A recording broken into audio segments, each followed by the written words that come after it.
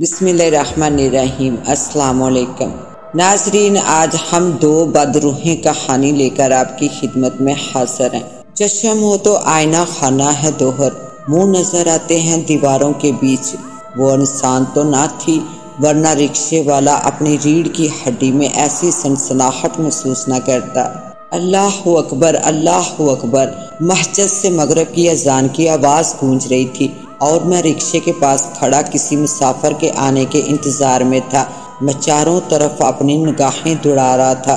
مجھے چند ایک مسافر دکھائی دیے، مگر میری طرف آنے سے پہلے ہی اپنی مطلوبہ گلی میں مڑ کے میں انہیں مایوسی سے دیکھتا ہی رہ گیا۔ لمحے گزرتے رہے، تھوڑی ہی دیر چاروں طرف اندھیرا چھا گیا۔ چوک قریب ویرانی پیش کر رہا تھا اور رات دھیرے دھیرے مزید گہری ہوتی جا رہی تھی۔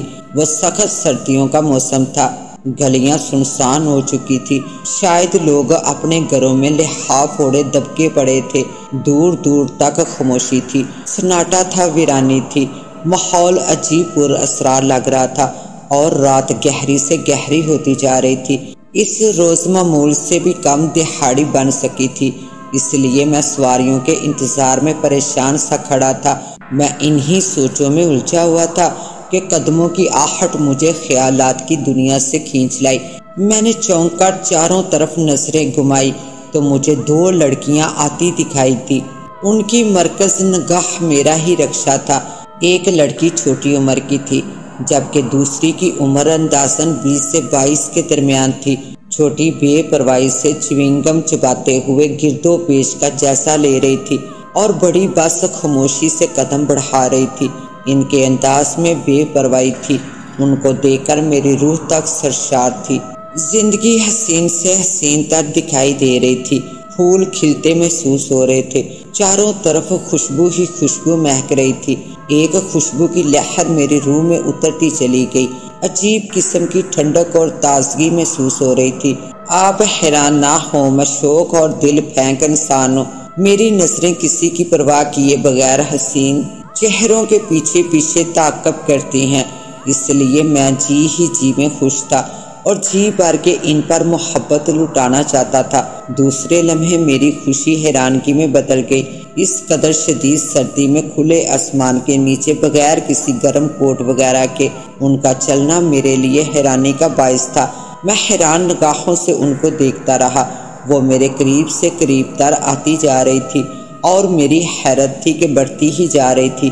بڑی نوجوان لڑکی کی چمکدار آنکھوں میں عجیب سی کشش تھی، وہ دیکھنے والے کو اسیر کر دینے کی بھرپور صلاحیت رکھتی تھی۔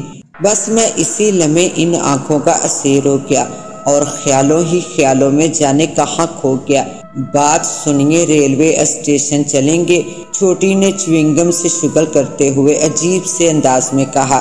جی ضرور، مگر 300 روپے لوں گا۔ میں نے ان سے کہا ٹھیک ہے، مگر شارٹ کٹ راستے سے چلنا ہوگا تاکہ ریل گاڑی نکل نہ جائے۔ میں اس کی آواز پر چونک اٹھا، یہ آواز ہو بہو چھوٹی کی آواز جیسی تھی۔ میرے وجود میں سنسنی سی دوڑ گئی۔ جی بہتر، میں نے اپنی گھبراہٹ پر قابو پا لیا اور پھر وہ رکشے کی اگلی سیٹ پر بیٹھ گئی۔ خدا کا نام لے کر میں نے رکشہ اسٹارٹ کیا اور سڑک پر دوڑانے لگا۔ وہ دونوں سائے کی طرح خاموشی اور بے حس و حرکت بیٹھی باہر دور دور تک پھیلے ہوئے گپ اندھیرے کو تک رہی تھی۔ باہر اتنی تاریکی تھی کہ رکشے کی ہیڈ لائٹس بھی کمزور پڑ رہی تھی۔ جانے کیوں وہ خاموشی سے باہر ایک سمت مسلسل گور رہی تھی۔ مجھے اندر ہی اندر خوف محسوس ہو رہا تھا اور دل کی دھڑکن تیز ہونے لگی۔ مجھے ان کی خاموشی سے ڈر لگ رہا تھا۔ انہوں نے نہ تو اپنی جگہ سے حرکت کی تھی اور نہ ہی زبان سے کوئی لفظ ادا کیا تھا، بس وہ دور دور تک پھیلے ہوئے گپ اندھیرے کو تک رہی تھی۔ سفر جاری تھا، باہر غضب کی سردی تھی اور ہر سو دھند اور ویرانی کا راج تھا۔ دور دور تک جاتی سڑک خالی اور سنسان دکھائی دے رہی تھی۔ گہرا تاریخ راستہ مجھے اور بھی گہرا، خاموش اور ویران معلوم ہو رہا تھا۔ خوف کی لذت کو میرا دل پوری شدت سے محسوس کر رہا تھا۔ ایک وحشت ناک سناٹا مجھے اپنے اندر اترتا محسوس ہوا۔ میں دل ہی دل میں خدا سے اپنی سلامتی کی دعائیں مانگنے لگا۔ میں اپنی خیریت کی خیر مناتا ہوا اسٹیئرنگ پر اپنی گرفت کچھ اور مضبوط کرنے کی کوشش کر رہا تھا، مگر لاکھ کوشش کے باوجود بھی میرے ہاتھ کانپ رہے تھے اور وقت تھا کہ گزر ہی نہ رہا تھا اور منزل میلوں دور ہوتی جا رہی تھی۔ مجھے کچھ سمجھ نہیں آ رہا تھا کہ میرے ساتھ کیا ہو رہا ہے۔ گھبراہٹ کی وجہ سے میرے لیے رکشہ چلانا مشکل ہو رہا تھا۔ میرے دل میں عجیب سے خیالات گردش کرنے لگے اور دماغ میں آندیاں سی چلنے لگی۔ سخت سردی میں بھی میرے پسینے چھوٹ رہے تھے اور وہ دونوں بے نیازی سے بیٹھی گہرے اندھیرے کو تک رہی تھی۔ اس وقت غضب کی سردی تھی، مگر ان پر سردی کا ذرا بھی اثر دکھائی نہیں دے رہا تھا۔ آپ کا نام ظہیر ہے نا؟ چھوٹی کے منہ سے اپنا نام سن کر میں سر سے پاؤں تک کانپ گیا۔ میرے ہاتھ بری طرح لرز کر رہ گئے۔ بمشکل میں نے اپنے آپ کو سنبھالتے ہوئے رکشے پر قابو پا لیا، ورنہ کوئی حادثہ یقینی تھا۔ آپ کو میرا نام کیسے معلوم ہوا؟ میں نے لرزتے ہوئے ایک ایک لفظ ادا کیا۔ اس نے زوردار وحشیانہ کہکا لگایا۔ اس کا کہکا سن کر میں بری طرح گھبرا گیا۔ وہ کہکا مجھے بے انتہا ڈراؤنا اور پر اسرار محسوس ہوا۔ آپ ڈر گئے نا، یہ رہا آپ کا نام۔